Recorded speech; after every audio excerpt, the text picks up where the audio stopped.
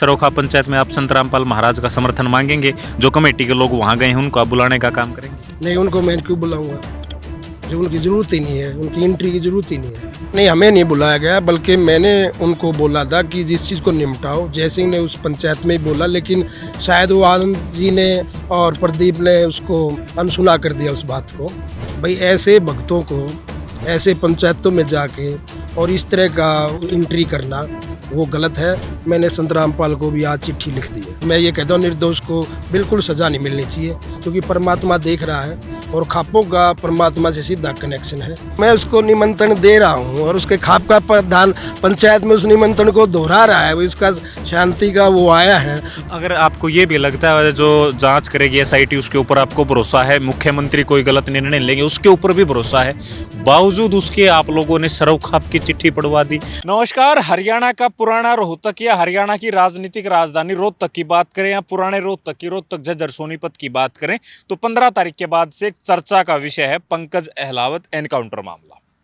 Diggle गांव का पंकज अहलावत है, उसके पिता आनंद सिंह अहलावत हैं, पंचायती आदमी रहे हैं और जिस एएसआई परवीन को गोली लगी है वो मायना गांव का रहने वाला और वो गांव सतगामा का है और सतगामा की 2 बार पंचायतें हो चुकी हैं और 2 बार ये लोग मुख्यमंत्री से मिल चुके हैं मामले में निष्पक्ष जांच और कार्यवाही की मांग को लेकर।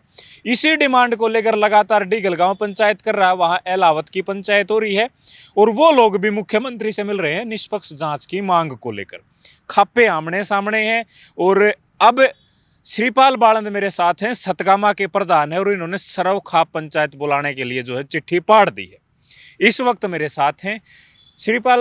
मैं आपसे जानना चाहूँगा प्रधान जी कि ऐसी क्या नौबत आन पड़ी कि आप लोगों को सरोखाप की चिट्ठी पाड़नी पड़ी सतगामा को, मायना गांव को?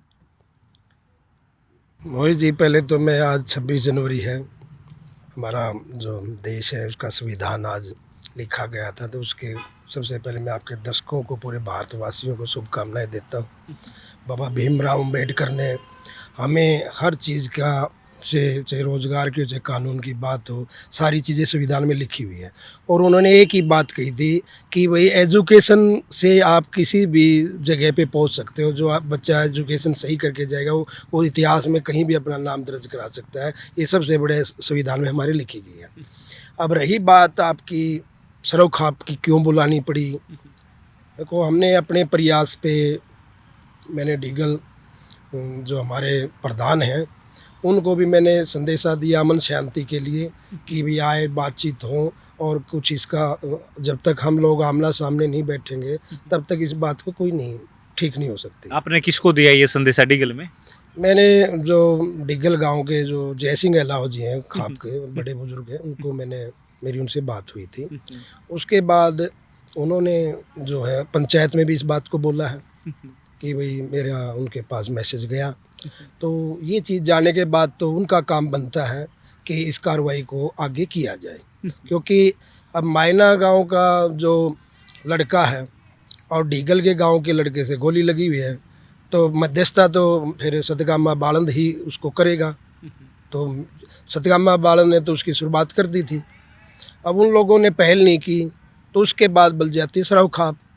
तो फिर मुझे वो सरोखाप बुलाने के लिए मजबूर होना पड़ा, ताकि ये माहौल और ये जो दुविधा जिसमें हम फंस चुके हैं, 2 बार हम मुख्यमंत्री से मिल चुके हैं, वो भी न्याय के लिए 2 बार मुख्यमंत्री से मिल चुके हैं और एसआईटी भी गठित हो गई, तो उससे भी जो एसआईटी की चेयरमैन हैं हम उनसे भी मिले हैं। तो जो मोहित जी, एक चीज़ होनी चाहिए, कभी भी कहीं भी किसी खाप में कहीं कोई पंचायत होती है तो वो खाप का प्रधान ही उस कार्रवाई को आगे बढ़ाए। बिल्कुल। जबकि खाप का प्रधान वहाँ जय सिंह जी बोल भी देते हैं, फिर उसके बाद आनंद जी 85 साल के हैं, हम उनका सम्मान करते हैं, बुजुर्ग हमारे, और इस अवधि में उनके साथ जो चीज़ हुई है, हो सकता है उनको कोई वो चीज़, लेकिन उसके लिए जब हमने उनसे भी बात हुई मेरी, आनंद जी से भी, कि भाई इस चीज़ को निपटाया जाए, तो आने से ही निपटेगी, ऐसे तो नहीं निपटेगी। समझे नहीं बात को? तो अब मेरे को जब लगा कि भाई कुछ बात नहीं हो रही, इसलिए मुझे सरोखाप बुलानी पड़ी। और कोई भी खापों का एक ही काम है, अभी तक मैंने किसी भी खाप के प्रधान की एंट्री नहीं होने दी है जितना भी बातें हुई है, क्योंकि डीगल बालन मायना कोई ज़्यादा, हमारी तो सीम से सीम है, कोई ऐसी बात नहीं है, और कोई मनमुटाव भी नहीं है, होना भी नहीं चाहिए। लेकिन ये कोई ऐसी बात आ गई, इसका सबको पता है, बैठ के मिल के, और कोई गलत है तो उसको गलत हो जाएगा, जो सही है उसका सही हो जाएगा। तो श्रीपाल जी, आप तीन बातें मैं अब आपसे जानना चाहता हूँ। पहली बात, ये आप लोगों ने पंचायत की और पंचायत के बाद आप मुख्यमंत्री से मिले, पहली बार मुख्यमंत्री से मिले, मुख्यमंत्री ने आपको क्या आश्वासन दिया और क्या मुख्यमंत्री उन कदमों के ऊपर चल रहे हैं? आप लोगों को जो आश्वासन मिला उस आश्वासन से आप लोग संतुष्ट रहे? देखो, कोई भी कड़ी है, शुरुआत में हम कहीं भी जाते हैं या कोई भी हम कोई चीज़, आपको भी शुरुआत जब इसकी शुरुआत करनी पड़ी तो उस टाइम आहिस्ता आहिस्ता गुत्थी सुलझ रही है, चीज़ें सामने आ रही हैं। कुछ चीज़ों का शायद हमें ना पता था, मुख्यमंत्री जी को भी नहीं पता था, लीगल वालों को भी नहीं पता था, मायने वालों को भी नहीं पता था। आहिस्ता आहिस्ता वो बातें आ रही हैं, और मीडिया को भी नहीं पता था, मीडिया के सामने भी कुछ चीज़ें आ रही हैं। तो हमारा ये मानना है भाई, दूध का पानी न्याय होना चाहिए, और इसी की पहचान है खापों की भी, और आम आदमी भी जो आज पूरे खापों का सबसे पहले कानून खापों का ही सिस्टम होता था, कुछ चीज़ें आई, फिर संविधान बना जो आज उसका दिन भी है, तो वो चीज़ भी इसलिए बनी भाई कहीं कोई हरक फरक रह जाए तो कानून का सहारा ले सकते हैं। तो अब कानून के सहारे ही चल रही है सारी बातें, लेकिन साथ साथ में हम खापों को भी, जैसे उन्होंने शुरुआत की, लीगल वाले भाइयों ने की, मायना वाले भाइयों ने की, उन्होंने खापों को बुलाया, इधर से सतगामे का से आया, तो हम लोग उस चीज़ को देख रहे हैं, उनको संदेशा भी दे रहे हैं भाई इस चीज़ को करिए, ताकि हम लोग दूध पानी और सारी चीज़ें हो सकें। अच्छा, कल डीगल गांव ने जो पंचायत बुलाई थी, पंचायत में सतगामा के प्रधान को निमंत्रण न्योता या बुलाया गया था आप लोगों की, आप लोग भी पंचायत में आना? नहीं, हमें नहीं बुलाया गया, बल्कि मैंने उनको बोला था कि जिस चीज़ को निपटाओ, जयसिंह ने उस पंचायत में ही बोला, लेकिन शायद वो आनंद जी ने और प्रदीप ने उसको अनसुना कर दिया उस बात को, जबकि शुरुआत में आप देखना उसके अंदर उसमें बोल रखा है कि भाई श्रीपाल जी का टेलीफोन आया था, तो उनके दोनों के मुंह से ये नहीं आया कि भाई उसका अगर इस बात के लिए आया है तो क्यों ना वहीं बात की जाए, फिर क्या रह गया था तो उसको। इसके पीछे क्या मंशा, अनसुना क्यों किया होगा, क्या मंशा लगी आपको? मनसा देखो, मुझे यही लगी, जब उनके खाप का प्रधान बोल रहा है, उसकी जात से सब कुछ बोल रहा है, इधर का खाप का प्रधान बोल रहा है, तो मनसा तो दिख ही रही है कि शायद वो पंचायत को सिर्फ आगे आगे करके और पंचायत को सदगामे को ना शामिल करके बगैर पंचायत के माध्यम से ही इसको कुछ उनको दिख रहा होगा, तभी तो वो, नहीं तो जिससे के बच्चे से गोली लग जाती है और दूसरा जिसके मेरे खाप का बच्चा है उसको लगी हुई है, मैं उसको निमंत्रण दे रहा हूँ और उसके खाप का प्रधान पंचायत में उस निमंत्रण को दोहरा रहा है, वो इसका शांति का वो आया है, और उन्होंने कितने घंटे तक माइक पकड़े रहा, समझे ना, उनके कभी उनके फादर के पास, कभी प्रदीप जी के पास माइक रहा है, जो जिनको उन्होंने बोला है उन्होंने ही संबोधन किया है, तो जयसिंह जी ने तो शुरुआत में ही कर दिया था, फिर तो कोई बात ही नहीं रहनी थी ना। अच्छा प्रधान जी, एक बात और बताइए, आप लोग मायना गांव का जो एएसआई परवीन है उसके साथ हैं। एएसआई परवीन हरियाणा पुलिस का जवान है और मुख्यमंत्री का जवान है, क्योंकि मुख्यमंत्री गृह मंत्री हैं, और पुलिस की तरफ से 2 एफआईआर जो है वो पंकज अहलावत के ऊपर दर्ज करवा दी गई है। एक एफआईआर एएसआई परवीन को गोली मारने की और दूसरी एफआईआर मुठभेड़ में पुलिस के ऊपर फायरिंग और गाड़ी में टक्कर होने की। तो कानून के हिसाब से आप लोग मजबूत खड़े हो, 2 एफआईआर आप लोगों का, आप जिसके पक्ष में खड़े हो उनकी तरफ से करवा दी गई है। जेल में भी 3 लोग चले गए हैं, पहाड़ीपुर के लोग भी आए थे, वो कह रहे भाई हमारे लड़के का तो कोई दोष ही नहीं है।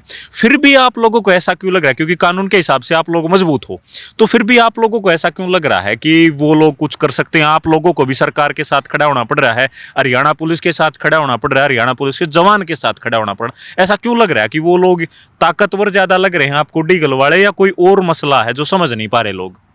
ऐसा है, उसमें ऐसा कुछ नहीं है कि भाई 2 एफआईआर जरूर हुई हैं, मैं एक एफआईआर के साथ खड़े, हम जो मायना वाला भाई है, समझ गए, उसको गोली लगी हुई है, हम उसके न्याय के लिए मायना की पंचायत ने हमें बुलाया।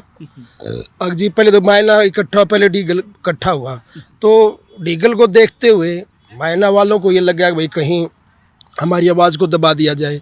फिर उन्होंने एक आध खाप के प्रधानों को बुला लिया, तो उन्होंने अपने सदगामे को बुला लिया, तो मेरे को जैसे अभी तक नहीं लग रहा था कि भाई मैंने ये सोचा था कि हमारा डीगल साथ में है, मायना का भी बढ़िया रेगुलर भाईचारा रहा है और बालंद का भी कोई ऐसी बात नहीं है। और मेरी उनके प्रधान से भी जैसे जिस तरह से बात हो रही थी और तो मुझे लग रहा था कि हो जाएगा, सुलझ जाएगा। जिस तरह से SIT की चेयरमैन हैं, उनका जो पारदर्शिता से जो काम करने का आज तक का तरीका रहा है, क्योंकि दो आदमियों का एक्सीडेंट होता है ना, उसमें जब एक आदमी को फैसला करना होता है उसके सामने वो दोनों पीड़ित होते हैं और वो साक्ष्य और सिस्टम को देख के ही वो उसके ऊपर न्याय करता है। कोई तो ये सोचता है मेरी तरीके से हो जाए, कोई सोचता है मेरी तरीके से, लेकिन उसको ये देखना है भगवान की उसने कुर्सी पे बिठा रखा है, तो वो उस तरह से देखते हैं। अच्छा, SIT जो बनी हुई है, SIT की जो इंचार्ज है, उसकी जांच के ऊपर, उसके न्याय के ऊपर आप लोगों को भरोसा है? जो SIT करेगी वो दूध का दूध पानी का पानी करेगी। सतगामा को, श्रीपाल बाळंद को, मायना गांव को भरोसा है। हरियाणा पुलिस को तो भरोसा हो, क्योंकि वो भी हरियाणा पुलिस का हिस्सा और जवान भी हरियाणा पुलिस का हिस्सा है। देखो, वो हर उस पहलू पे खुद जा रही हैं, हर पहलू को वो तरीके से देख रही हैं, एक्सपीरियंस भी है, कई चीज़ें मुद्दे सुलझाए हैं, तो मुझे उनसे बिल्कुल पूरी आशा है। और फिर ये बात मुख्यमंत्री हैं, खुद गृह इन मंत्रालय को देख रहे हैं, फैसला तो मुख्यमंत्री को ही करना है। इन्होंने तो जांच की रिपोर्ट रख देनी है, फैसला मुख्यमंत्री को करना है। और मुख्यमंत्री पूरे हरियाणा के मुख्यमंत्री हैं, उनके लिए उनका ये सब बराबर हैं। जो अपराधी हैं उनके लिए अपराध का काम होगा, और क्या नाम है, जो निर्दोष है उसको निर्दोष, मैं ये कहता हूँ निर्दोष को बिल्कुल सज़ा नहीं मिलनी चाहिए, क्योंकि परमात्मा देख रहा है और खापों का परमात्मा से सीधा कनेक्शन है। तो मैं भी ये नहीं चाहूँगा कि किसी को गलत को, पीड़ित को मतलब सज़ा मिले, लेकिन जिस भाई को हमारे, उसको भी न्याय मिलना चाहिए जिसको हमारे भाई को गोली लगी है। तो और उसको जब हमने सारी चीज़ें पंचायत को बोल दिया, निमंत्रण मैंने दे दिया, इससे आगे मैं क्या कह सकता था। मुख्यमंत्री, तो आप एक बात बताइए, मुख्यमंत्री का जो इस मामले में रवैया है, मुख्यमंत्री का रवैये को आप किस तरीके से देखते हैं? क्या लगता है मुख्यमंत्री का रवैया क्या कह रहा है आपको? देखो, मुख्यमंत्री की इतनी बड़ी, जो मुख्यमंत्री इतनी बड़ी जनता के प्रधान हैं, वो कोई, मुझे नहीं लगता कि जो ये SIT की रिपोर्ट जाएगी, जिस हिसाब से मैडम काम कर रही हैं, और उसको देखते हुए मुख्यमंत्री कोई गलत निर्णय नहीं लेंगे।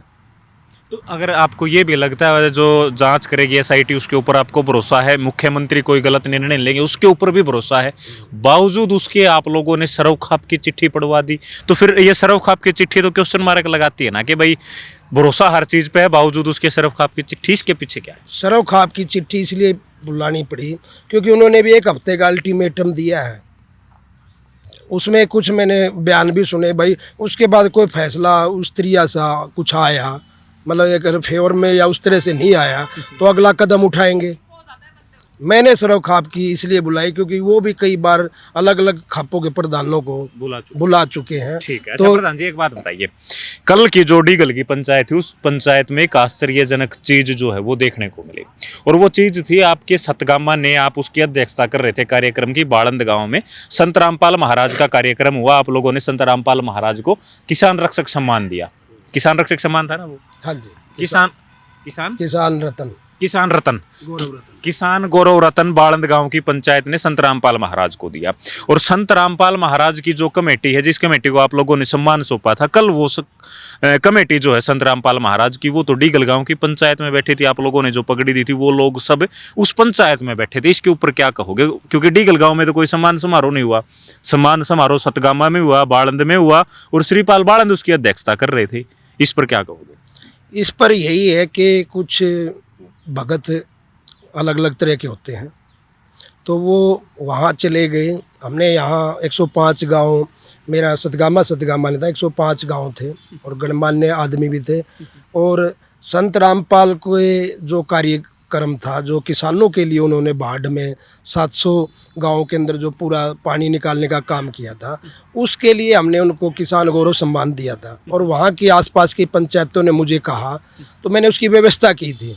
और जो आप कल के बारे में कह रहे हो वहाँ जाने का, वो मैंने संत रामपाल को आज एक चिट्ठी लिख दी है, भाई ऐसे भक्तों को ऐसे पंचायतों में जाके और इस तरह का एंट्री करना वो गलत है। मैंने संत रामपाल को भी आज चिट्ठी लिख दी है। आपने चिट्ठी लिखी है? मैंने चिट्ठी लिख दी है। तो क्या उम्मीद लग रहा है आपकी पंचायत है जो आप लोगों ने सरोखाप के लिए चिट्ठी पाड़ी है, क्या आपकी पंचायत में भी संत रामपाल के समर्थक आने की उम्मीद है, उनकी कमेटी के लोग आने की उम्मीद है? देखो सरव खाप में किसी भी राजनीतिक आदमी की, देखो आपने वहाँ भी देखा होगा, हमारे सतगामे में अगर कोई प्रोग्राम होता है तो किसी भी पार्टी को नहीं बुलाया जाता। हमारे सतगामे में नियम है। और ना ही जैसे ये आयोजक हुआ तो इसमें जो 105 गाँव थे सिर्फ पंचायत, उसमें भी किसी यहाँ के किसी राजनीति आदमी का वो नहीं था। और मैं भी कभी भी एज ए सतगामा प्रधान किसी राजनीतिक मंच को या किसी पार्टी को एज ए सतगामा कभी मैं ये नहीं कहता कोई किसी की वोट दो। मेरे गांव में भी जैसे इलेक्शन हुए हैं, जिला पार्षद के भी हुए और भी हुए हैं, मैं कभी भी किसी की वोट मांगने के लिए किसी गांव में नहीं गया। तो इस पंचायत में, सरोखा पंचायत में आप संत रामपाल महाराज का समर्थन मांगेंगे? जो कमेटी के लोग वहाँ गए हैं उनको आप बुलाने का काम करेंगे? नहीं, उनको मैं क्यों बुलाऊंगा जो उनकी ज़रूरत ही नहीं है, उनकी एंट्री की ज़रूरत ही नहीं है। सरव खाप में को वो सरव खुद में ही सरव है, उसमें सब कुछ आ गया। ठीक है। अच्छा, अभी एक आखिरी बात बताइए, जय सिंह अहलावत से आपकी बातचीत हो रही है, आप लोगों ने रखा, उन्होंने वहाँ मैसेज भी रखा, तो क्या आनंद सिंह अहलावत, जिसको आनंद ढेला के नाम से लोग जानते हैं, प्रदीप अहलावत जो सत्तासीन पार्टी में प्रदेश का प्रवक्ता है, क्या इन दोनों की बातों में आपको कोई असमंजस है? कुछ लग रहा है कि ये लोग फैसला नहीं चाहते, ये बात को बढ़ाना चाहते हैं, या ये लोग कुछ ऐसा कर रहे हैं कि आप लोगों ने सरोखाप की चिट्ठी पाड़ दी, ऐसा कुछ है?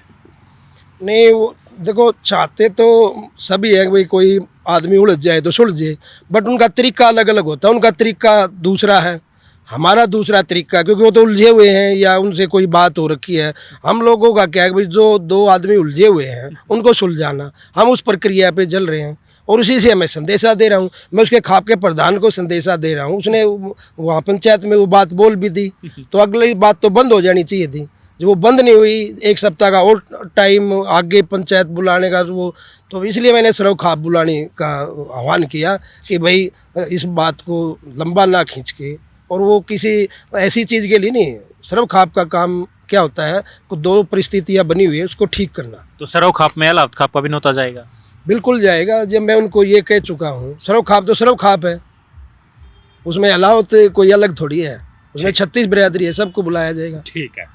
ये श्रीपाल बाळंद है, हर बात का बड़ी बेबाकी से बखूबी से जवाब दिया है। और सतगामा ने सरव खाप की चिट्ठी क्यों फाड़नी पड़ी उसके बारे में एक एक बात बताइए। चिट्ठी फाड़ दी गई है, पंचायत 2 से 3 दिन के अंदर जो है होनी है। और एक चिट्ठी श्रीपाल बाळंद ने सतगामा की तरफ से संत रामपाल महाराज को लिखी है कि जो अनुयायी वहां गए थे वो वहां नहीं जाने चाहिए थे। उसके बारे में भी एक चिट्ठी सतगामा ने जो है श्रीपाल बाळंद ने संत रामपाल महाराज को लिखी। बाकी हर बात का जवाब इन्होंने दिया है। और सरव खाप में अहलावत खाप को, जय सिंह अहलावत को भी निमंत्रण जो है वो भेजा जाएगा। ये बात इन्होंने कही है। पूरी बातचीत आपने सुनी है। आप इसके बारे में क्या सोचते हैं वो हमें कमेंट बॉक्स में जरूर लिखें। शुक्रिया।